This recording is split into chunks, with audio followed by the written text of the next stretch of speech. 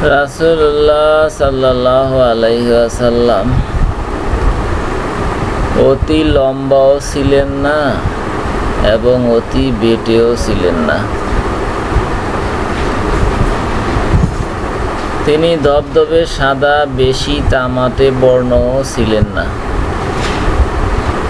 তাহার মাথার চুল একেবারে কুঞ্চিতও ছিল না এবং একেবারে সোজাও ছিল না।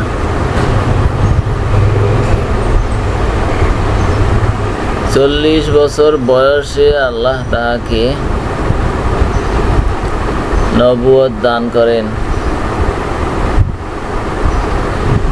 তারপর তিনি মক্কায় 10 বছর ও মদিনায় 10 বছর অবস্থান করেন।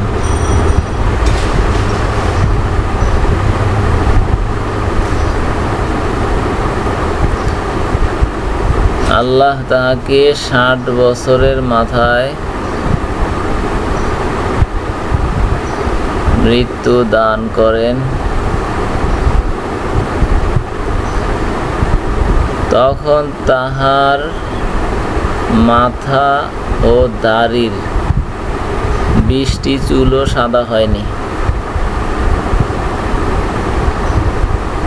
আল হাদিস তিরমিজি শরীফ, হাদিস নাম্বার 3562।